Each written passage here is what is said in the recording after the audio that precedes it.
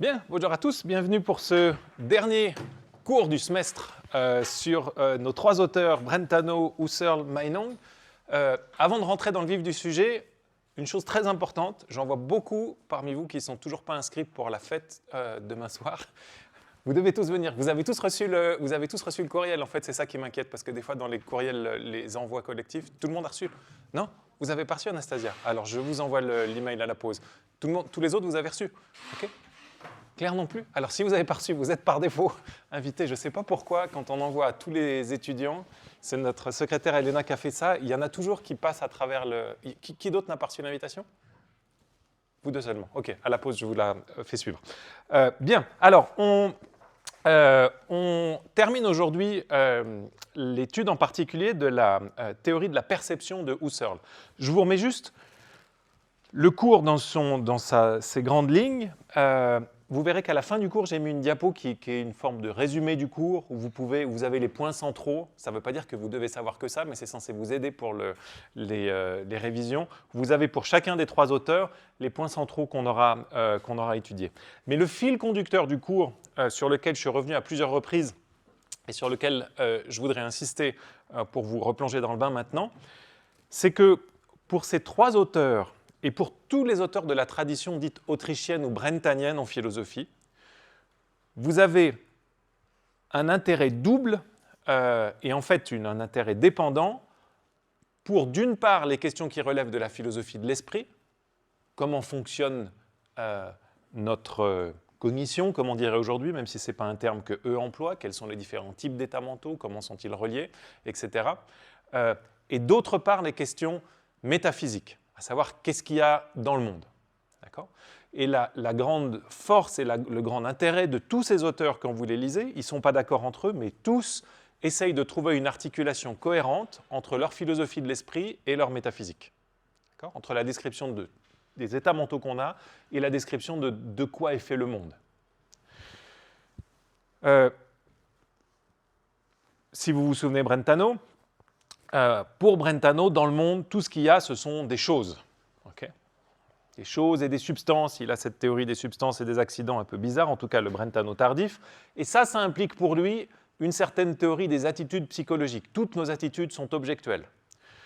Arrive Meinong, qui dit à Brentano « Bravo pour l'intentionnalité, tu as mis le doigt sur un des traits centraux des phénomènes mentaux. En revanche, moi, je ne te suis pas sur la variété des choses que tu acceptes dans le monde, et non, je ne te suis pas non plus sur la classification des états mentaux. » Donc Meinong va proposer une ontologie beaucoup plus libérale, presque exubérante aux yeux de certains, où on accepte tout un tas de choses que Brentano refuse, les objets abstraits, les états de choses, qui correspondent à des attitudes propositionnelles, mais aussi les objets qui ne subsistent pas. Okay ? Et encore une fois, chez Meinong comme chez Brentano, vous voyez la cohérence entre sa psychologie et sa métaphysique. Pour Meinong, à l'arrivée, tout état mental correspond à juste une présentation de quelque chose dans le monde. Qu'est-ce que c'est qu'une émotion? C'est la présentation du fait que quelque chose a une certaine valeur.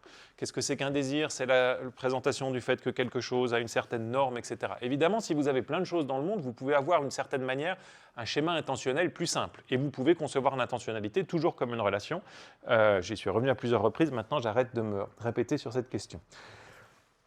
Arrive Husserl, et comme on a commencé à le voir la dernière fois et comme on va le voir maintenant, et bien Husserl, il est exactement dans cette ligne-là.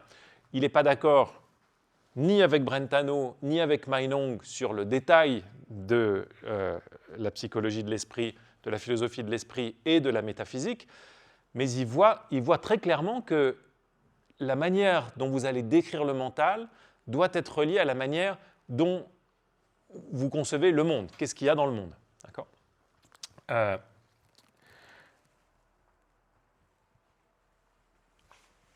La grande différence, enfin, peut-être je peux vous dire ça peut être trompeur, mais je pense que peut-être ça vous aide à mettre les choses en place. Vous pouvez vous représenter, c'est une simplification, mais les choses comme ça. D'un côté, vous avez Brentano qui a une ontologie très austère où il n'y a que des choses. De l'autre côté, vous avez Meinong qui a une ontologie protubérante où il y a une profusion de choses. Et au milieu, vous avez Husserl. Husserl, lui, il accepte un certain nombre de catégories d'entités que refuse Brentano. et qu'accepte Meinong, mais il ne les accepte pas toutes. Il accepte les états de choses avec Meinong, mais il ne pense pas qu'il y a des licornes contre Meinong. D'accord ? Mais il va plus loin que Brentano, il pense qu'il y a des différences entre ce qu'il appelle les moments, sur lesquels on va revenir dans les choses extérieures. La théorie de la métaphysique de Husserl est là encore étroitement liée à sa philosophie de l'esprit, et nous on va insister sur un aspect peut-être le plus, parce que j'ai conscience qu'il y a tout un tas d'aspects techniques et abstraits là-dessus, mais chez Husserl en particulier, mais il a au moins un des aspects de sa philosophie qui est beaucoup plus facilement appréhendable, c'est quand il parle de perception. Et il détaille beaucoup sa théorie de la perception, et c'est un des moments, notamment un des lieux de ses écrits, où cette complémentarité entre la métaphysique et la philosophie de l'esprit est la plus frappante. Une dernière chose dans cette introduction générale à la séance du jour que je veux ajouter, c'est que quand je vous dis ces trois auteurs, ils mettent en lien étroitement leur philosophie de l'esprit avec la métaphysique, à quoi ça s'oppose? Quels sont les auteurs qui ne font pas ça? Est-ce que vous voyez qui c'est qui, d'une certaine manière, sépare sa philosophie de l'esprit, la manière dont on pense, dont on perçoit, de la manière dont on conçoit le monde? Qui c'est qui couperait les choses ici, dans les auteurs que vous connaissez?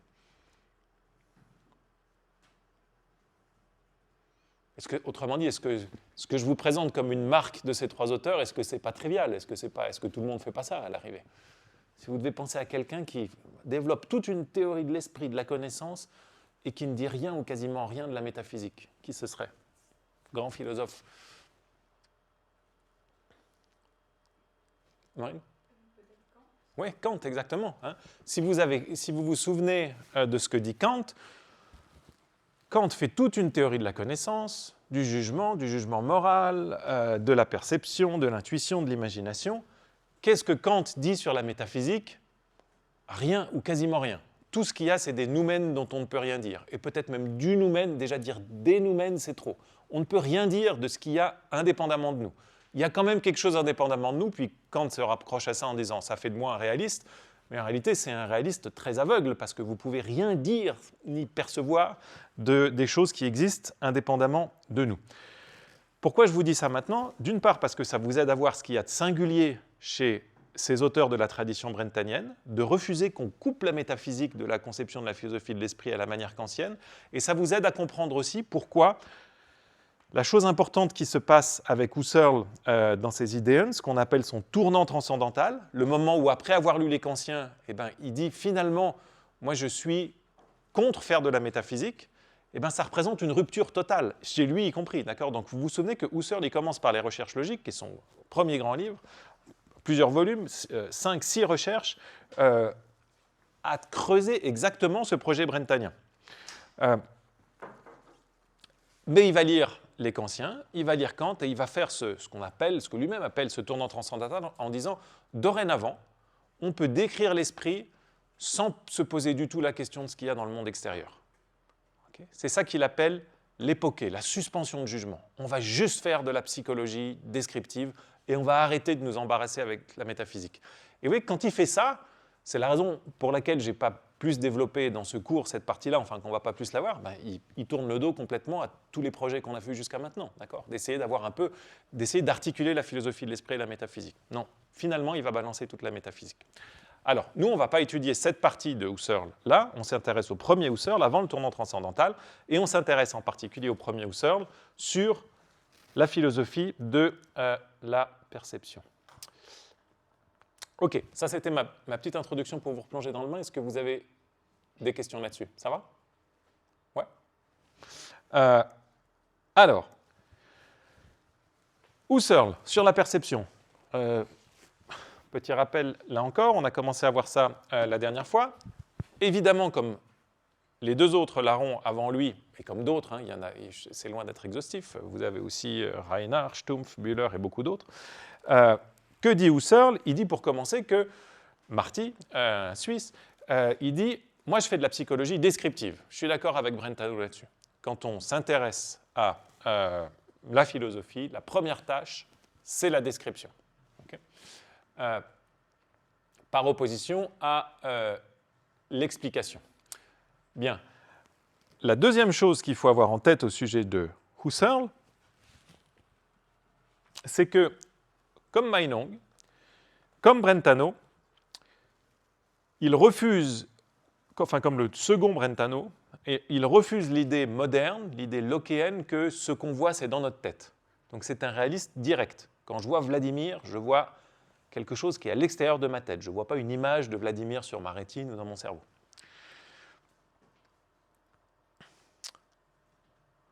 Donc il n'y a pas de médiation dans la perception, dans le sens où les objets qu'on verrait directement seraient privés dans notre esprit, et sur cette base, on en inférait qu'il y a des choses à l'extérieur de nous. La question qui se pose immédiatement, si vous êtes un réaliste direct, enfin une question qui se pose immédiatement, ce n'est pas la seule, c'est d'essayer de comprendre qu'est-ce qui se passe quand vous hallucinez. Okay. Cette question-là, je la soulève maintenant, je vais y répondre à la toute fin du cours. On va voir la réponse que donne Husserl, mais juste peut-être une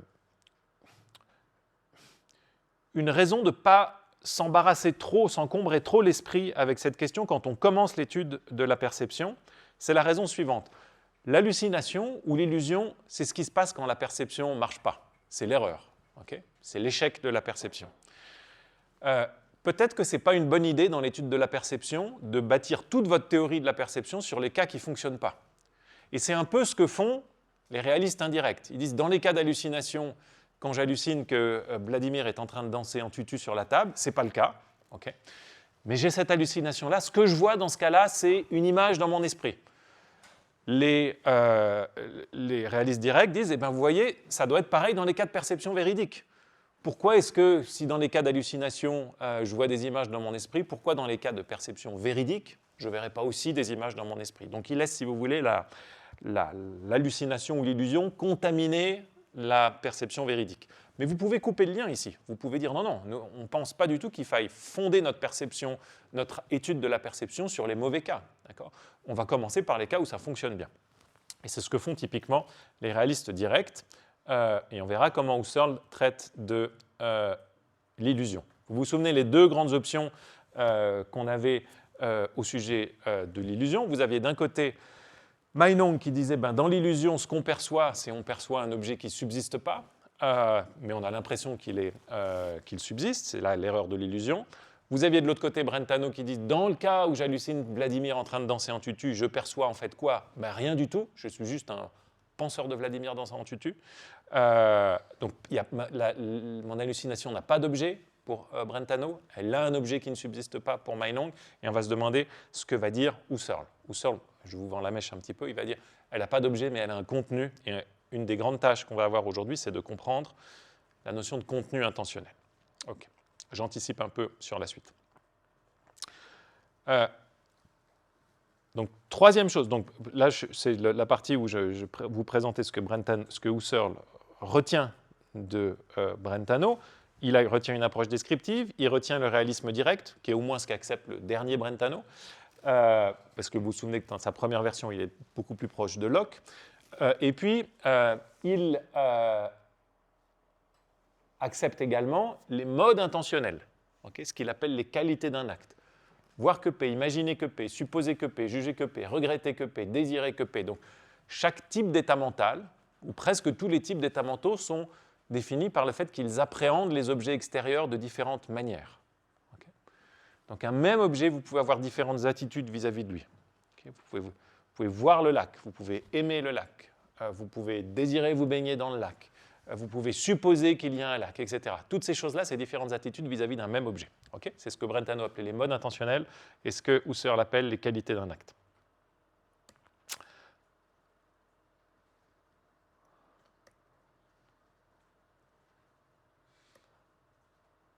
Ok.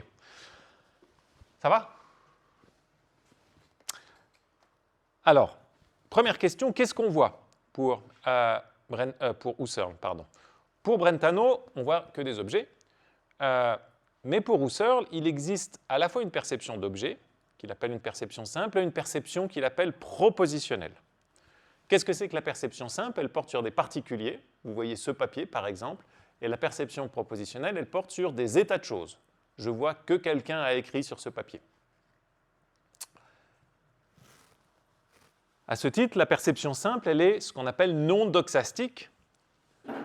Vous pouvez percevoir des objets complexes, mais cette complexité, elle n'est pas articulée dans un jugement. Quand vous voyez simplement, vous n'avez pas besoin de jugement, vous n'avez pas besoin de concept. Un des défenseurs plus récents, j'allais dire contemporain, mais ce n'est pas contemporain, c'est Fred Dretske dans son livre qui s'appelle Simple Things, le voir simple. Donc c'est bien plus tardif que Husserl. Et Fred Dretske, c'est un philosophe dans la tradition analytique, c'était un ingénieur qui s'est intéressé à la naturalisation de l'esprit, donc il est très éloigné de l'approche phénoménologique descriptive, mais dans un de ses premiers livres, Seeing and Knowing, il introduit cette idée de perception simple, et il a cette citation intéressante où il dit il s'oppose à tous ceux qui disent que la perception est toujours conceptuelle, qu'il faut avoir des concepts pour percevoir, que si vous n'avez pas le concept de Claire, vous ne pouvez pas voir Claire, que si vous n'avez pas le concept d'Anastasia ou de la table, vous ne pouvez pas voir Anastasia ou la table. Et ce que dit Dretske ici, qui est très proche de ce que dirait Husserl, il dit, en fait, si vous prenez un sauvage hébété que vous avez sorti de ça c'est son expression, sauvage hébété, vous le sortez de sa jungle, il n'a jamais vu la civilisation, vous le mettrez dans le métro de New York à 6h30 du matin, et ce que dit Dretske, c'est ce sauvage hébété qui arrive pour la première fois dans New York, il voit le métro de 6h30 arriver exactement de la même manière que le New-Yorkais voit le métro arriver. Il a des concepts complètement différents, mais il voit ce truc gris qui arrive, couvre ses portes. Donc ce n'est pas parce qu'on a des concepts différents qu'on voit des choses différentes. Quand Dretske dit ça, c'est qu'il parle de la perception simple. Il y a aussi une perception doxastique, mais on a une perception en commun avec des personnes qui ont des schèmes conceptuels différents, pour utiliser un terme straussonien, je pense. Donc il y a aussi une perception propositionnelle qu'on va voir un peu plus et qu'on a commencé à voir la dernière fois plus rapidement. Alors qu'est-ce que c'est que la perception simple? Elle porte sur des choses, voir un lion, entendre un bateau, mais comme on l'a vu la dernière fois, elle porte sur une notion clé de la philosophie de Husserl, à savoir l'idée qu'il y a différents moments. Donc, quand vous voyez un objet ou une personne, vous voyez aussi différents aspects de cet objet ou de cette personne. Vous voyez sa couleur, vous voyez sa taille, vous voyez sa forme, vous voyez son mouvement. Vous pouvez sentir son odeur, vous pouvez toucher sa texture, sa résistance, sa douceur, etc. Ces choses-là sont des moments dans l'objet. Donc les objets sont complexes pour Husserl. Ils sont formés d'un ensemble de moments qui sont ce qu'on appellerait aujourd'hui peut-être des propriétés. Pourquoi est-ce qu'on n'appelle pas ça des propriétés? Petit rappel sur le cours d'introduction à la métaphysique, parce que les moments sont des propriétés, enfin on peut les appeler des propriétés, mais il faut spécifier, ce sont des propriétés individuelles de la chose. Donc la couleur de cette table-là n'est pas numériquement la même que la couleur de cette table-là. Même si qualitativement ce sont exactement les mêmes couleurs, il y en a deux. Il y a ce beige crème-là et il y a ce beige crème-là. Ils sont exactement pareils, mais il y en a deux de la même façon que deux jumeaux sont deux, même s'ils sont parfaitement ressemblants. Donc vous avez aussi cette idée de ressemblance parfaite entre les propriétés. C'est pour ça qu'on parle de propriétés particularisées, tropes ou moments.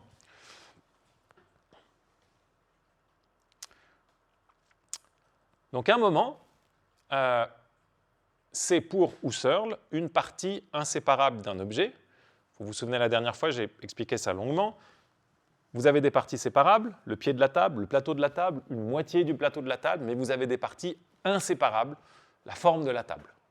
Même avec une scie très puissante, vous ne pouvez pas juste retirer le rectangle de la table et me dire « Regardez, j'ai pris juste le rectangle de la table. » La forme de la table ou la forme totale de la table serait un truc tridimensionnel, sans la matière. Vous ne pouvez pas l'enlever. C'est inséparable et pourtant, c'est bien une partie de la table. Donc dans les choses, il y a des parties séparables et il y a des parties inséparables. Ces parties inséparables, c'est ce qu'on appelle les moments ou les propriétés de la chose. Comment est-ce qu'on sait qu'il y a ces moments dans la chose, si on ne peut pas les séparer? Parce qu'on peut en faire abstraction. On peut penser à la forme de la table, abstraction faite de sa couleur, de son poids, de sa masse, etc. Je vais revenir sur la manière dont on peut faire ça. On a vu la dernière fois que c'est une grande ligne de partage entre Husserl d'un côté et Hume de l'autre. Donc Hume, philosophe empiriste, avant Husserl évidemment. Pour Hume, une de ses grandes idées, c'est qu'il n'y a pas de relation de dépendance, de nécessitation entre des entités distinctes. Okay. Donc vous avez des conjonctions spatiales, vous avez des choses à côté des autres, donc les parties séparables, il n'a pas de problème, Hume. Mais par contre, il ne pense pas que dans la réalité, vous avez des entités qui sont liées soit par des relations de dépendance faibles, qu'il appelle causales, okay, A cause B. Ça, pour Hume, c'est pas vrai qu'il y a des choses qui peuvent forcer d'autres à exister. Il redéfinit la causalité en termes de conjonction constante. Mais il existe encore moins pour Hume des choses telles que la forme de la table, abstraction faite du reste de la table. Ces choses-là, c'est juste des constructions qui existent dans notre esprit, okay, par un jeu d'association. Mais dans les choses, il n'y a pas cette séparation-là. Okay. Là encore, vous voyez le lien entre la psychologie de l'esprit, enfin, la philosophie de l'esprit et ce qu'il y a dans le monde. Une question qui nous intéresse, c'est y a-t-il dans le monde une séparation entre les propriétés des choses et pas simplement les différentes parties séparables des choses? Est-ce que la forme de la table, elle existe dans la table ou est-ce qu'elle existe dans notre tête? En gros, Hume dit dans notre tête, Husserl dit non, dans le monde. Okay, il y a vraiment, c'est pour ça que je vous dis que le premier Husserl, il prend très au sérieux la métaphysique. Okay, il dit il y a des, dans le monde, il y a des moments. Qu'il oppose aux morceaux. Pardon, j'aurais dû vous dire ça dans la diapo précédente. Les morceaux, ce sont les parties séparables. Les moments, ce sont les parties inséparables. OK. Alors, je ne reviens pas sur l'abstraction qu'on a déjà parlé la dernière fois parce que il faut qu'on avance. Est-ce que j'ai mis mon schéma, excusez-moi, de la manière dont... OK. Regardez juste ce qu'il y a à droite ici. Ça, c'est la manière dont Husserl décrit plutôt qu'analyse, juste un disque bleu. Un disque bleu peint sur un tableau ou comme vous avez maintenant sur un écran d'ordinateur. Ce disque bleu, ça vous paraît être un objet simple, mais Husserl dit non, non, il est plus compliqué qu'il en a l'air, parce qu'il y a deux moments, et maintenant vous devez comprendre ce que sont ces moments. Il y a d'une part la forme du disque, il est rond. Puis il y a d'autre part la couleur du disque qui emplit le disque. Okay, ça, ce sont deux entités distinctes qui s'articulent d'une certaine manière pour former le disque bleu. Donc ce disque bleu-là, cette entité-là, elle est complexe pour Husserl. Vous pouvez la voir, dans le voir simple, okay, mais elle est constituée de deux entités qui, prises ensemble, forment une nouvelle unité. Okay. Au cœur de la philosophie de Husserl, vous avez cette idée centrale que de petites choses peuvent en faire une plus grande et qu'une grande partie de la perception fonctionne par précisément notre capacité à voir des choses qui sont des unités d'autres choses. Okay. Vous ne voyez pas maintenant, mais moi je vois une classe d'étudiants. Okay. Cette classe d'étudiants, je peux vous voir individuellement, mais je peux aussi voir la classe, le groupe que vous êtes. Okay. Ce groupe-là, c'est une unité qui est constituée de chacun d'entre vous. Vous pouvez entendre une mélodie. Okay. Je peux faire ta, ta, ta. Là, vous n'avez pas vraiment entendu une mélodie. Mais si je vous fais maintenant ta, ta, ta, très belle mélodie, là, vous avez entendu une mélodie. Parce que vous n'avez pas juste une juxtaposition de notes dans le temps, mais elles sont suffisamment proches et liées de manière à ce que vous entendiez leur unité. D'accord ? Donc, vous voyez que c'est une question que... Je ne sais pas si c'est juste de dire que Husserl est le premier à poser, mais je pense qu'il est en tout cas juste de dire qu'il est le premier à insister à ce point sur l'importance des unités perceptives. Comment se fait-il que quand on perçoit plusieurs choses, on perçoit plus qu'une juxtaposition de choses, mais une unité de choses? Et ça va ouvrir la voie à des recherches très importantes en philosophie et en psychologie de la perception, qu'on a appelée la théorie de la forme ou théorie de la Gestalt. Comment est-ce qu'on perçoit des tout, des unités de différentes choses. Et là, vous avez la version la plus liminale, la plus simple d'un tout, ici. Vous avez deux parties dépendantes, qui, prises ensemble, vous font un disque bleu. Ça, déjà, c'est une unité dans la complexité. Voyez ? Donc, dans toute perception, vous unifiez des choses ensemble pour les articuler, même quand vous voyez juste un disque bleu, même s'il est tout petit. Vous n'avez pas encore une forme très complexe, mais vous unifiez la forme et la couleur.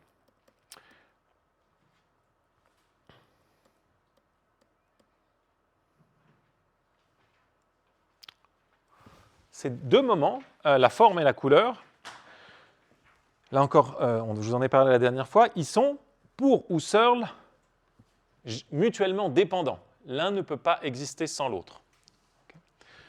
Donc la dépendance et l'inséparabilité, c'est la même chose. Une grande partie des recherches logiques de Husserl est pionnière en ceci qu'elles sont pionnières en ceci qu'elles étudient de très près les différentes formes de dépendance ontologique. Vous avez déjà une notion de dépendance chez Brentano avec la notion de frontière, on l'a vu en particulier. Donc Brentano déjà élabore cette idée, et Husserl va beaucoup plus loin. Il pense que la dépendance, c'est la glu du monde, si vous voulez, le ciment des choses, pour reprendre le titre d'un livre de Claudine Tiercelin. C'est quelque chose qui attache les choses ensemble, plus fort que la causalité. C'est dans le monde, ce n'est pas dans notre esprit, ça c'est ce que dit Hume, et il étudie cette relation de dépendance ontologique. Aujourd'hui, vous avez tout un tas de travaux en philosophie, en métaphysique contemporaine, en philosophie analytique, sur cette dépendance ontologique. Qu'est-ce que c'est que pour une chose dépendre d'une autre? On l'a vu un peu en métaphysique, en première approximation, pour une chose dépendre d'une autre, c'est le fait de ne pas pouvoir exister sans cette autre chose. Okay. Il est métaphysiquement impossible que la couleur existe sans l'étendue et que l'étendue existe sans la couleur. Si vous avez déjà vu une couleur sans étendue, ou si vous pouvez penser à une couleur sans étendue, alors vous avez une objection à ça. Si vous pouvez penser à une forme, ou voir une forme, ou imaginer une forme qui n'implique, sans imaginer aucune couleur ou différence de couleur, alors vous avez une objection à ça. Est-ce que vous arrivez à penser à une couleur sans étendue, ou à voir une forme?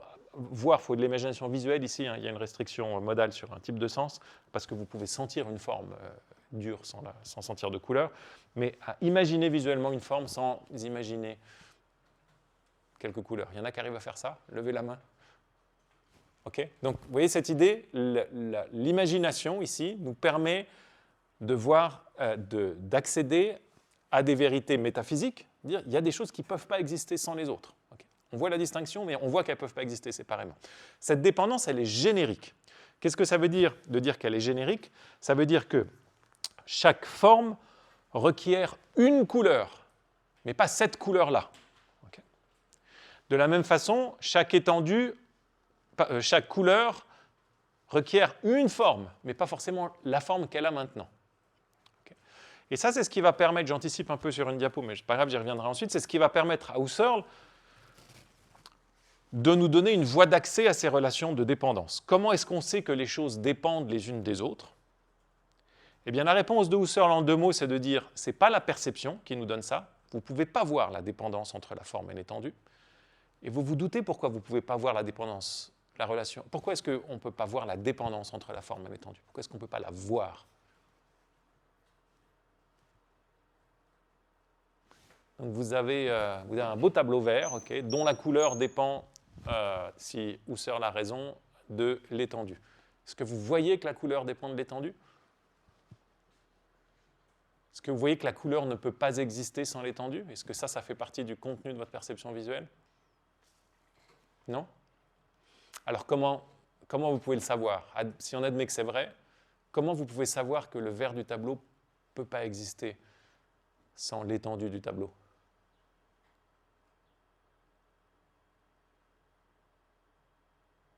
Est-ce que vous êtes d'accord avec l'idée, pour commencer, qu'on n'arrive pas à penser à une couleur qui n'a pas d'étendue? Oui. OK. Mais sur quoi se base votre accord? Il y a quelque chose de très intuitif, mais comment vous pouvez savoir ça? Vladimir? C'est deux réponses différentes. Je commence par la plus mauvaise. On ne l'a jamais vu. Ça ne vous donne jamais de « c'est pas possible que ». Okay. On est en train de dire la couleur ne peut pas exister sans l'étendue. Si vous dites j'ai jamais vu ça, vous allez avoir une conception de la possibilité qui est restreinte à juste l'ensemble des choses que vous avez vues. Donc il ne pourrait rien avoir de nouveau à chaque fois que vous. Il se serait même pas. Le cercle de vos possibles serait très restreint, d'accord, limité à simplement les choses que vous avez vues ou que nous avons vues ensemble. Mais ça se trouve, il y a une chose qu'on n'a pas vue et qui est parfaitement possible. Okay. Donc votre deuxième réponse, ça fait appel à l'imagination. Et ça, c'est la meilleure réponse. on ne peut pas l'imaginer. C'est exactement ce que va dire Husserl. Il va dire comment est-ce qu'on sait que les choses dépendent des unes des autres ou quelles choses dépendent les unes des autres. C'est on peut les faire varier indépendamment dans l'imagination, ce qu'il va appeler plus tard la variation eidétique, parce que quand il prend son tournant transcendantal kantien, il prend aussi un tournant jargonneux kantien, il utilise des termes très compliqués qui vous cassent la tête. Qu'est-ce que c'est que la variation eidétique? C'est juste de dire, est-ce que dans l'imagination, vous pouvez faire varier la couleur d'un objet sans faire varier sa forme? Oui, pas de problème. Vous prenez un objet bleu, puis vous le faites se déformer. On arrive à faire ça dans l'imagination. Okay, vous pouvez le faire grandir, vous pouvez le faire rapetissir, vous pouvez même le faire se séparer en deux. Aucun problème. Vous gardez la forme constante, vous faites varier le reste. Okay, vous pouvez faire l'inverse. Vous pouvez garder la forme. Pardon, là j'ai gardé la couleur constante, j'ai fait varier la forme, mais vous pouvez garder la forme constante et faire varier la couleur. Vous prenez votre rond bleu, puis vous l'imaginez maintenant devenir rouge, jaune. On peut faire ça. Okay, mais il y a des formes de variation qu'on ne peut pas faire. Et c'est là où vous tenez les relations de dépendance. Est-ce que vous pouvez imaginer quelque chose de jaune qui n'a aucune forme? Non, là on ne peut pas. C'est ce que vous disiez, Vladimir. On ne peut pas l'imaginer. Est-ce que vous pouvez imaginer quelque chose qui a une forme? Imaginez visuellement quelque chose qui a une forme mais qui n'a aucune couleur? On ne peut pas. Et ça vous donne, pour Husserl, le fait que vous ayez une relation de dépendance ontologique entre la forme et la couleur. Okay. Ne pas pouvoir exister sans, ça vous est donné par les variations qui ne sont pas possibles dans votre imagination. Okay, les choses qu'on n'arrive pas à imaginer. Donc, c'est l'imagination qui va nous donner accès à ces relations de dépendance. Okay. Ces relations de dépendance, elles sont intéressantes parce que pour Husserl, elles vous donnent accès à la nature des choses, ce qu'elles sont véritablement. Pour savoir ce qu'est une chose véritablement, il faut savoir ce qu'elle est nécessairement, ce qu'elle ne pourrait pas ne pas être. Et bien, une des choses qui est propre à la nature des couleurs, c'est que les couleurs requièrent une certaine étendue pour leur existence. Okay, si vous attrapez cette vérité-là, vous apprenez quelque chose sur la nature des couleurs. Qu'est-ce que c'est qui vous donne ça? Pas la perception, l'imagination. Okay, donc vous voyez que vous avez une thèse intéressante. Vous êtes certain, je crois que Mélina travaille là-dessus sur les capacités cognitives, dans quelle mesure l'imagination nous donne de la connaissance. Chez Husserl, vous avez une réponse très claire, qui est de dire l'imagination, elle vous permet d'identifier un certain nombre de propriétés nécessaires des choses, grâce à cette variation eidétique. Donc on ne voit pas la relation de dépendance entre la forme et la couleur, comme on vient de le voir. Donc ça soulève deux questions. Pardon, c'est une diapo que j'ai refaite depuis la dernière fois. La première question, c'est quelle relation voyons-nous entre la forme et la couleur? Et puis la seconde question, c'est comment est-ce qu'on peut savoir qu'il y a cette relation de dépendance? Première question, on a vu la dernière fois, si c'est seulement l'imagination qui nous donne la dépendance entre la forme et la couleur, quelle est la relation qu'on voit, nous, entre la forme et la couleur? Parce qu'on ne voit pas la forme et la couleur comme étant au même endroit, ni comme étant à côté. Donc, si vous deviez décrire la relation que vous voyez, cette fois, entre la forme et la couleur, en quels termes vous la décririez?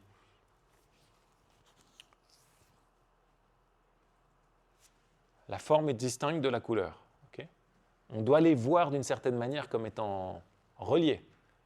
Vous ne pouvez pas dire que la forme elle est à côté de la couleur. Je pense que vous êtes d'accord que ça ne marche pas. Vous ne pouvez pas dire que la forme est au même endroit que la couleur. C'est vraiment bizarre, parce qu'il y a plein d'endroits de la couleur où il n'y a pas la forme. Alors, c'est quoi la relation entre les deux? Maëlle? Voilà, vous avez cette idée très simple que Husserl n'élabore pas tellement, mais qui mentionne à plusieurs reprises. C'est juste de dire, vous avez une relation de remplissage, d'emplissement entre la couleur et la forme. D'accord? Et ça, vous le voyez. Donc la forme contient la couleur ou la couleur remplit la forme. Et puis la deuxième question, c'est comment on connaît cette relation de dépendance? Et c'est là où on a la fameuse variation eidétique que je viens de vous présenter. Donc c'est une opération de l'imagination. Pour accéder à l'essence des objets, on fait varier dans l'imagination l'objet donné de toutes les façons possibles, tout en gardant son genre, et on voit ce qui en lui reste invariable à travers ces variations. Donc les choses qui ne peuvent pas changer, vous dites que ça fait partie de la nature de l'objet. Une chose qui ne peut pas changer au sujet de la couleur, c'est qu'elle requiert toujours une étendue. Ça va tout ça? Ouais. Donc, je ne veux pas exagérer l'intérêt de la chose, mais vous voyez que une des surprenantes richesses de l'approche descriptive de la philosophie de la perception, ici, c'est de dire, même en prenant un tout petit objet si bête qu'un disque bleu, vous arrivez à avoir une articulation de notions, de distinctions qui vont être fondamentales pour toute la philosophie de la perception et de la métaphysique. Vous arrivez à la notion de partie inséparable, vous arrivez à la notion de dépendance ontologique, vous arrivez à la notion de relations qui sont perceptibles versus les relations qui ne sont pas perceptibles. Vous ne pouvez pas percevoir la dépendance, mais vous pouvez percevoir le fait que la couleur remplisse la couleur. Donc, que la couleur remplisse la forme, pardon. Donc, juste avec ce micro-exemple, vous pouvez faire quelque chose vous pouvez développer des outils qui vont servir après. Et vous avez en plus la notion d'unité, qui est, en quelque sorte émerge de tout ça, qui est que vous avez un objet complexe, mais qui vous apparaît comme extrêmement unifié. Okay. Si vous êtes un philosophe descriptif, comme l'était définitivement Husserl, ainsi que Meinong et Brentano, vous refusez de penser qu'il y a des objets qui sont trop simples pour mériter une attention détaillée. Vous pensez que le diable est dans les détails et que même sur ce petit disque bleu ou rouge, peu importe l'exemple que vous prenez au départ, il faut articuler la description de manière très précise. Seulement quand vous avez fait ça, vous pouvez aller vers des perceptions plus complexes qu'on va voir maintenant, des cas un petit peu moins ennuyeux que ce qu'on a discuté jusqu'à maintenant. D'une certaine manière, vous avez une opposition ici forte entre Hume d'un côté et nos trois larrons autrichiens de l'autre côté. Pourquoi? Parce que même si tous ont cet aspect très empiriste, ils veulent décrire l'expérience. Brentano, clairement, est un empiriste. Il veut fonder toute expérience sur toute connaissance sur l'expérience. Husserl, les moins, mais néanmoins, il accorde une importance cruciale à la perception. Les moins parce qu'il pense aussi qu'il y a des saisies d'essence des choses qui ne passent pas par, en tout cas pas par l'expérience perceptive. Mais indépendamment de ça, tous sont empiristes et accordent une place première dans l'expérience. Mais il y a un reproche qu'eux formulent à l'égard de Hume, c'est de dire « tu avais tout pour réussir, tu es parti comme il fallait du bon pied, avec une description de l'expérience, mais que diable as-tu retenu une description aussi simpliste de l'expérience? Pour toi, tout ce qu'on voit, c'est des taches de couleurs juxtaposées, et en plus, on a l'impression qu'il n'y a que la perception visuelle qui compte, et la seule perception qui compte pour toi, elle est statique, comme si c'était une photographie à un instant du monde. Tu as oublié le fait que la perception, elle est dynamique, elle est dans le temps, tu as oublié le fait qu'il y ait des unités dans la perception, les mélodies, comme je vous disais tout à l'heure, tu as oublié le fait qu'il y ait des moments, des distinctions entre les couleurs et les formes, etc., etc., etc. Donc ils partagent, si vous voulez, l'élan initial, l'impetus de Hume en disant « faut qu'on décrive ce qu'on voit », mais ils disent à Hume « oh là là, tu as été beaucoup trop vite. Et comme tu as eu une description très lacunaire de la perception, très pauvre, ben, tu arrives finalement aux conséquences sceptiques qui sont les tiennes en disant on ne peut pas percevoir le monde extérieur. Mais ce que va dire Husserl, c'est de dire si on décrit correctement la richesse du contenu perceptif, c'est beaucoup moins compliqué pour nous de dire que quand on regarde Vladimir, on ne voit pas une image de Vladimir, mais qu'on voit vraiment Vladimir. Okay. Il est vraiment là, et vous le voyez, pour de vrai.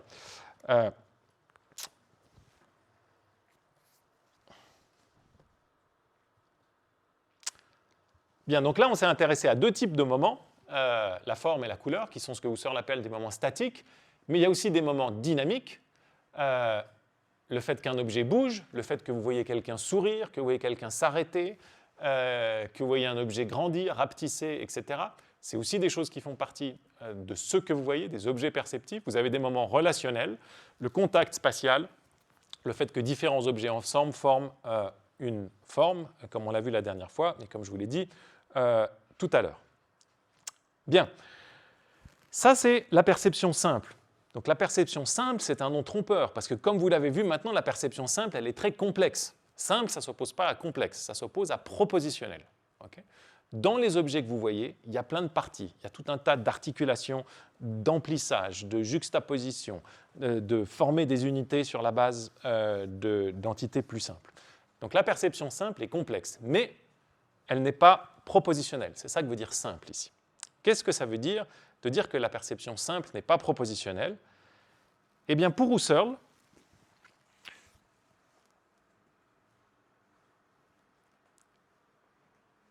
ça veut dire que vous ne pouvez pas percevoir simplement les relations de prédication ou d'attribution. Vous ne pouvez pas voir simplement que le disque est bleu. Vous voyez un disque bleu. Vous voyez le bleu remplir le disque. Mais l'idée, le disque ou cet objet est bleu, cette attribution qu'on fait dans le langage, ça ne vous est pas donné dans la perception simple. Donc le « et » d'attribution, c'est quelque chose qui ne se laisse appréhender que dans le jugement, pas dans la perception. Okay. Je vais vous donner une citation qu'on va lire avant la pause, une longue citation pour bien comprendre ça, parce que ça fait partie des idées clés de Husserl qu'on rate parfois. C'est que ce qu'il va appeler les relations formelles, ou les concepts formels, qui incluent la dépendance, on a vu que la dépendance, elle n'était pas vue mais imaginée, mais aussi ce qu'on appelle l'exemplification ou l'attribution, le fait qu'on dise qu'un objet possède une certaine propriété ou est d'un certain type, ou simplement que le fait qu'un objet existe, ces entités-là qui intéressent le métaphysicien, ces types de propriétés-là, elles ne sont pas perçues pour Husserl. La perception ne porte que sur ce qui est matériel. Mais tous ces concepts formels, ça doit relever forcément de la perception non simple, autrement dit de la perception propositionnelle qui est une forme de jugement. Donc vous ne pouvez pas voir que le rond est rouge. Tout ce qui est propositionnel, c'est attribuer une propriété à un objet. Et ça, vous ne pouvez pas le voir dans la perception simple. Okay. Ceux qui n'ont pas de jugement ne peuvent pas voir ça. Peut-être que les jeunes enfants voient le rond bleu comme vous, mais ils ne peuvent pas voir que le rond est bleu. Alors ça, c'est la grande citation de Husserl que je voudrais qu'on lise doucement ensemble, et puis après on fait une petite pause avant de passer à la théorie des sensations de Husserl, qui nous amènera vers des cas un peu plus intéressants de perception. Pardon, alors j'ai pas retrouvé en ligne au moment de faire cette diapo le texte original en anglais, donc j'ai pas voulu retraduire en allemand, donc j'ai pas voulu retraduire de l'anglais, donc vers le français. The form-giving flexion being, whether in its attributive or predicative function, is not fulfilled, as we said, in any perception. We here remember Kant's dictum, being is not real predicate. This dictum refers to being qua existence, or to what Herbart called the being of absolute position. But it can be taken to be no less applicable to predicative and attributive being. Pause. Ce que dit ici Husserl, c'est de dire, il y a deux sens du verbe être. Il y a le verbe être qui veut dire exister. Si je dis Maëlle existe, okay, ça c'est le sens numéro 1. Et puis il y a le sens numéro 2 du verbe être, c'est si je dis Maëlle est assise, ça c'est le sens attributif du verbe être. D'accord ? Ce que dit Husserl ici, c'est que dans aucun de ces deux sens du verbe être, le sens existentiel ou le sens attributif, vous pouvez percevoir l'être d'une chose. Vous pouvez, et par percevoir, il entend ici percevoir simplement. Vous ne pouvez pas voir l'existence de Maëlle. Essayez de bien regarder. Si vous êtes comme moi, vous allez voir que Maëlle. Essayez juste d'attraper son existence, vous ne pouvez pas. Okay. Vous pouvez voir sa forme, par contre. Vous pouvez voir la taille de Maëlle. Vous pouvez voir tout un tas de choses. Mais vous ne pouvez pas voir son existence. Donc l'existence, elle ne se laisse pas capturer par la perception. Ça remonte à Hume déjà. Hein, ici, il cite Kant, parce que Kant a formalisé cette idée de Hume, mais là-dessus, ils sont très proches. Kant dit l'être n'est pas un prédicat, l'existence n'est pas un prédicat, ce qui conduit aux théories contemporaines quantificationnelles de l'existence, qu'on a vu en introduction à la métaphysique. Mais tout ça vient de Hume au départ. L'existence d'une chose, vous ne pouvez pas la voir si vous acceptez cette thèse-là. Mais la deuxième chose qu'ajoute Husserl ici, c'est que vous ne pouvez pas voir non plus l'attribution des propriétés. Vous ne pouvez pas voir le fait que Maëlle est assise. La relation entre Maëlle et la propriété d'être assise, est-ce que vous la voyez, cette relation d'attribution? Regardez bien Maëlle. Excusez-moi Maëlle, je vous mets au centre de l'attention, mais regardez bien. Est-ce que vous voyez cette relation? Non, dit Husserl, qui n'est pas plus que l'existence. Donc être aussi bien dans le sens existentiel que dans le sens prédicatif ou attributif, ça ne fait pas partie du contenu de la perception. Ça, c'est le cœur de la thèse de Husserl. Aussi riche que soit sa notion du contenu perceptif, vous voyez qu'il n'est pas... Autant Hume a un contenu perceptif vraiment hyper austère et il dit on ne peut pas percevoir l'existence, Husserl, lui, il a une notion de contenu et d'objet perceptif extrêmement riche. Mais l'existence, non. Même toi, tu n'y rentres pas. Okay, la perception, elle ne nous donne pas l'existence. Je continue. In any case, it precisely refers to what we are here trying to make clear. I can see color, but not being colored. I can feel smoothness, but not being smooth. I can hear a sound, but not that something is sounding. Being is nothing in the object, no part of it, no moment tenanting it, no quality or intensity of it, no figure of it, or no internal form whatsoever, no constitutive feature of it, however conceived. Donc l'être, ça ne fait pas partie des choses, des moments dans l'objet que vous pouvez voir. Vous pouvez voir la forme, vous pouvez voir la couleur. Il y a plein de choses à voir dans les objets. À voir simplement, mais l'être, non. Ça ne relève pas de l'objet. Okay, que ce soit l'être en termes d'existence ou l'être en termes d'attribution. Okay, je voulais lire la citation en entier, mais j'ai peur que ça fasse trop long. Je vous dis une dernière chose sur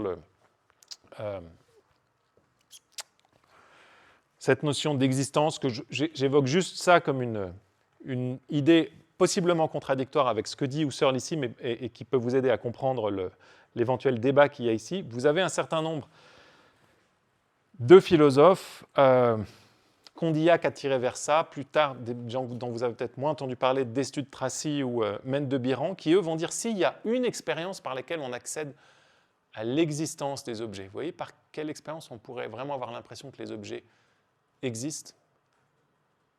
Si vous acceptez la thèse de Husserl qui vous dit quand vous voyez Maël, vous ne voyez pas l'existence de Maël. Okay, est-ce qu'il y a une chose qui vous donnerait l'existence de Maël dans l'expérience, si ce n'est pas la vue? Vladimir? Alors ça va dans cette direction, il y a eu le toucher qui a été, ça, Condillac va vers ça, et plus précisément, vont dire un certain nombre de philosophes empiristes, mais aussi de phénoménologues comme Scheller après, c'est la résistance à l'effort. Vous essayez de passer à travers Maël, et non, ça ne marche pas. Maël, elle est solide, okay, comme la table, comme les murs, etc. Et ça, disent les philosophes de cette tradition-là, c'est l'expérience qui vous donne le moment d'existence de la chose. C'est vrai, disent-ils à Husserl, que voir Maël ne vous dit pas que Maël existe, mais à partir du moment où vous essayez de passer votre main à travers Maël, puis vous dites ça ne passe pas, là, ça vous donne l'existence. Okay, donc ça vous donne une thèse, je vous dis ça pour mentionner la forme de contraste par rapport à la thèse de Husserl qui dit on ne peut pas percevoir l'existence. Peut-être que ça serait un moyen d'accéder au moment d'existence de l'objet si Mendes de Biran, Scheller et quelques autres ont raison. Bien, pause de 10 minutes et on reprend et on finit avec le contenu et je vous dirai quelques mots des examens. Donc on se retrouve dans 10 minutes à 15.